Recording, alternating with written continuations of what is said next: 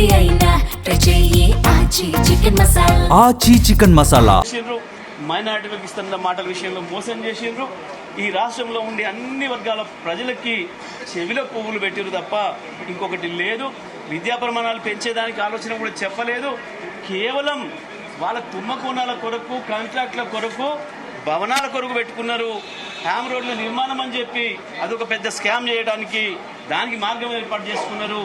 కేవలం కొన్ని ఇంకా కొత్త స్కాములు చేయడానికి కావాల్సిన ఏర్పాట్లు మాత్రమే చేసుకున్నారు తప్ప ఈ బడ్జెట్లో ప్రజలకు మేలు చేసేది, ప్రజలకు ఒరిగేది ఏ ఒక్కటి కూడా పెట్టలేదు. 6 గ్యారెంటీల ఊసు కూడా ఇక్కడ ఈ బడ్జెట్లో లేదు. ఇది తెలంగాణ ప్రజలకు నిరాశ కలిగించిన రోజు ఈ బడ్జెట్ తప్ప ఇంకొకటి ఏమి కూడా దీంట్లో లేదు.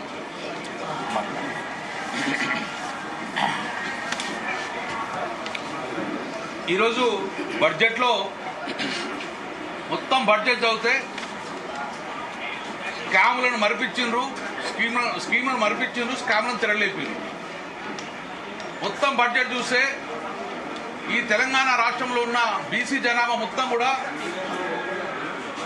42% రిజర్వేషన్లతో పాటు మాకు ఇస్తున్న బడ్జెట్ ప్రతి సంవత్సరం 20,000 కోట్లు ఇస్తున్నారు కదా, సుమారు 60,000 కోట్లు రావాలి ఈ బడ్జెట్ పెడతారు కావచ్చు అని చెప్పి చాలా ఎదురు చూశారు.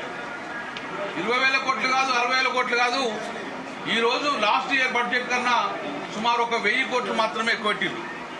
12,500 కోట్లు పెట్టి మా యొక్క బీసీల యొక్క గొంతును కోసింది ప్రభుత్వం. ఎదురు చూసినాం, పెద్ద మోసం చేసింది మాకు. ఈరోజు కళ్యాణ లక్ష్మితో పాటు తులం బంగారం వస్తుందని భావించారు.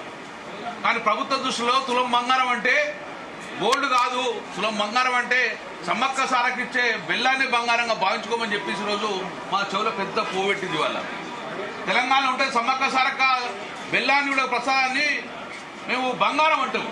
అంటే ప్రభుత్వం ఏంటంటే ఈ సమ్మక్క సారక్క బెల్లం మేము బంగారం భావించుకోరికి బంగారం పెట్టమని చెప్పేసి ఈ బడ్జెట్ తీసే పరిస్థితి వచ్చింది. ఈరోజు ప్రభుత్వం ఒక డొల్లాతనం క్లియర్ గా ఉండదు. లాస్ట్ బడ్జెట్లో లాస్ట్ సమావేశంలో ఉత్తమ్ కుమార్ రెడ్డి గారు, సివిల్ సప్లై మంత్రి గారు, ఈ రాష్ట్ర ప్రభుత్వము కేసీఆర్ ప్రభుత్వంలో 9 సంవత్సరాలలో 6 లక్షల రేషన్ కార్డు ఇచ్చిందని చెప్పి ఆన్ రికార్డు ఒక సివిల్ సప్లై మంత్రి చెప్పిండు. ఎందుకో ముఖ్యమంత్రి గారికి ప్రభుత్వాన్ని జీర్ణించుకోలే. ఈ రోజు గవర్నమెంట్ డాక్యుమెంటరీ ఈరోజు చదివేటప్పుడు సివిల్ సప్లై డిపార్ట్మెంట్ ద్వారా లాస్ట్ 10 years లో ఒక్క రేషన్ కార్డు ఇవ్వాలని చెప్పేసి ప్రభుత్వమే ఈరోజు ప్రజలను కూడా, ప్రభుత్వంలో ఉన్న ఎమ్మెల్యేలను కూడా, అసెంబ్లీ కూడా తప్పుతో పట్టించుండు. నేను సూటిగా అడుగుతున్నాను, ఎవరైతే ఈ యొక్క డాక్యుమెంట్ తయారు చేసిండ్రో ఈ రోజు ప్రభుత్వం తప్పున్నదా లేకుంటే ఉత్తమ్ కుమార్ రెడ్డి తప్పున్నదా అని చెప్పి ఈ పత్రికలో డెఫినెట్ అడుగుతాము. మీరు ఉత్తమ్ కుమార్ రెడ్డి అనౌన్స్ చేసిండు, ఇది వాస్తవం, డాక్యుమెంట్ ఉంటుంది. ఏ జిల్లాలో ఏ రేషన్ కార్డు ఇచ్చినామో 4,50,000 రేషన్ కార్డు చూస్తాం. కానీ గత 9 సంవత్సరాలు ఒక్క రేషన్ కార్డు ఇవ్వాలని చెప్పేసి ఈ రోజు బడ్జెట్ లో పెట్టిందంటే ఈ ప్రభుత్వం యొక్క డొల్లాతనం అనేది క్లియర్ కనబడుతుంది. ఈ రోజు 40,000 కోట్ల రూపాయలు లాస్ట్ టైం ఎస్సీలకు కేటాయించిండ్రు బడ్జెట్. ఈ రోజు పెరుగుతుంది అనుకున్నాం. ఆ రోజు దళిత బంధు ఇస్తానడు ఇయలే, కానీ ఈరోజు 11,700 కోట్ల రూపాయలు పెట్టి ఎస్సీలకు కూడా ఈరోజు మొత్తం కూడా బడ్జెట్ కోసేసారు. ఎస్టీలకు 17,149 కోట్లు లాస్ట్ టైం పెడితే ఈ రోజు మళ్ళా 7,900కు కుదించడం జరిగింది. ఈ రోజు మైనార్టీలకు అరకొరగా 1,000 కోట్లు పెంచిండ్రు. అంటే ఈ లెక్కన బడుగు బలహీన వర్గాలకు, మైనార్టీ వర్గాలకు మొత్తాన్ని కూడా బడ్జెట్ కోసేసింది. ఈరోజు సమాజంలో మాకున్న హక్కులు మొత్తం కాలరాసిండు.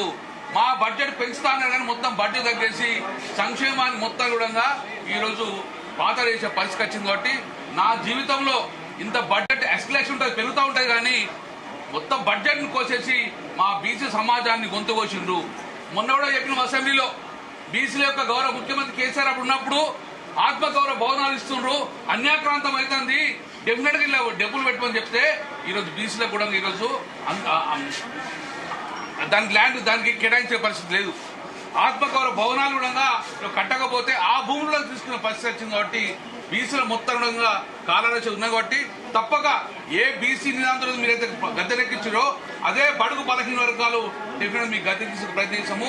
మొత్తానికైతే మా యొక్క సమాజానికి చెవుల పువ్వు పెట్టి పంపించిండ్రు, క్షమించరు మా వాళ్ళందరూ కూడా ఈ ప్రభుత్వం క్షమించారని చెప్పడం జరుగుతుంది.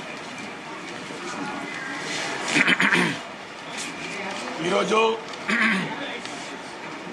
ఈ ప్రభుత్వము మూడో బడ్జెట్ ఈరోజు ప్రవేశపెట్టింది. దాదాపు 60% దాని యొక్క కాల వ్యవధి అయిపోయింది. మా అంటే ఇక పూర్తి స్థాయిలో బడ్జెట్ ఇంకొకటే ఒక బడ్జెట్ ఉంటుంది. ఈ బడ్జెట్లో పూర్తిగా అన్ని వర్గాల ప్రజలకు చెవులో పువ్వు పెట్టిందని చెప్పి స్పష్టంగా అర్థమైపోయింది. ముఖ్యంగా హైదరాబాద్ నగర ప్రజలని మోసం చేస్తూ వంచినట్టుగా ఈ బడ్జెట్లో కనపడ్డది. ఈ హైదరాబాద్ నగరాన్ని మరి 3 భాగాలుగా అంటే ఔటర్ రింగ్ రోడ్ వరకు విస్తరించి ఈ యొక్క విస్తరించిన నగరాన్ని 3 భాగాలుగా చేసి దోచుకోవాలని చేసే ప్రయత్నాన్ని మేము పదే పదే చెప్తా ఉంటే అక్షరాల నిజమైంది. 3 భాగాలుగా చేసేటువంటి కార్పొరేషన్ ₹1 కూడా పట్టని పరిస్థితి ఈరోజు. పైగా ఇక్కడ నుంచి వచ్చేటువంటి రాబడి, ఇక్కడ నుంచి వచ్చే ఆదాయమే తెలంగాణ రాష్ట్రానికి మొత్తం కూడా మరి ఉపయోగపడుతుంది. అలాంటి హైదరాబాద్ నగరాన్ని పూర్తిగా విస్మరించింది ఈ ప్రభుత్వం ఈ బడ్జెట్లో. మరి ఇలాంటి స్పష్టత లేదు, ఎలాంటి క్లారిటీ లేదు. 3 కార్పొరేషన్లు చేశారు కానీ దానికి ఏ కార్పొరేషన్కి అభివృద్ధికి ముందు తీసుకెళ్ళడానికి ₹1 కూడా పెట్టలేదు. దాని ప్రస్తావన లేదు. మంచి అధికారులను నియమించమని చెప్పారు కానీ దానికి ప్రత్యేకమైనటువంటి నిధులు కేటాయిస్తున్నారా, ప్రత్యేకమైనటువంటి అభివృద్ధి చేయడానికి ఏమైనా ప్రణాళికలు ఉన్నాయా అనేది ఎక్కడ కూడా ప్రస్తావించలేదు. ముందు నుంచి కూడా హైదరాబాద్ నగరంలో కట్టే ప్రతి బిల్డింగ్ కి స్క్వేర్ ఫీట్ కి ₹100-200 వసూలు చేస్తూ పబ్బం గడుపుకుంటా ఉంది ఈ ప్రభుత్వం. ఇక్కడ నుంచి పెద్ద ఎత్తున వసూలు చేసుకుంటూ ఢిల్లీకి మూడలు మోస్తా ఉన్నారు. హైదరాబాద్ నగరంలో ఉన్నటువంటి విలువైన భూములపైన కన్ను వేస్తారు వీళ్ళు.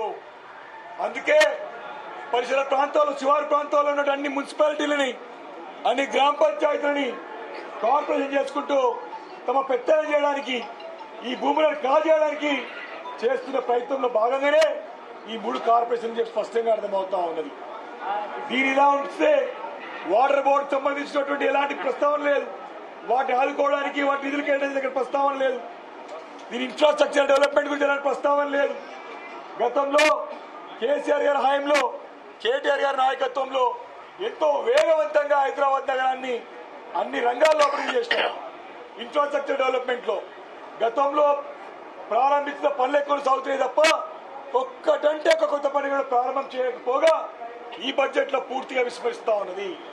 గతంలో ప్రణాళిక రూపొందించి అన్ని ఆమోదాలు తీసుకునే కార్యక్రమాలనే ముందు తీసుకెళ్తున్నారు. కొత్త కార్యక్రమం ఒక్కటి లేదు. ఈ హైదరాబాద్ నగరంలో ఎక్కువ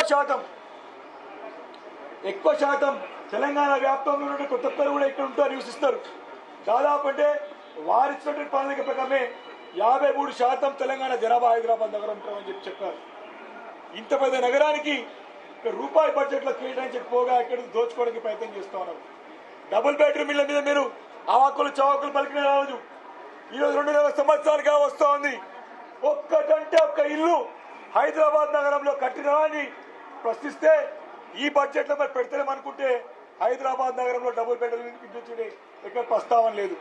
కేవలం మూసి పైన పడి డబ్బులు దోచుకోవడానికి ఒక పెద్ద కుంభకోణమే తప్ప ఇంకోటి లేదు. లేని 4th సిటీకి మెట్రో తీసుకుపోతా అంటాడు. అరే ఇక్కడున్న నగరంలో మెట్రో విస్తరించే బాబు అంటే లేని 4th సిటీకి ప్రస్తావన తీసుకొస్తా ఉంటాడు. ఒక ఇల్లు లేదు, ఒక మనిషి లేదు. అక్కడ అండర్ గ్రౌండ్ కేబుల్ వేస్తా అంటాడు, అక్కడ డ్రైనేజ్ చేస్తా అంటాడు. అది కేటాయించింది తీసుకొచ్చింది ఫార్మాసిటీ గురించి కేసీఆర్ గారు. ఆ భూములపైనే పుట్టాలు పల్లి లేక అక్కడ ల్యాండ్ పంచుతావు, రియల్ ఎస్టేట్ దందా చేసుకుంటావు. ఇక్కడ మూసికి కేసీఆర్ తీసుకొస్తాం, కాళేశ్వరం నీళ్లే ఉపయోగపడుతుంది. మళ్ళీ కేసీఆర్ గారు అడుగుతాడు. ఈరోజు బడ్జెట్ లో ఇలాంటి హైదరాబాద్ నగరానికి ఉపయోగపడే విధంగా ఏ ఒక్క నిర్ణయం లేదు, ఏ ఒక్క కేటాయింపు లేదు.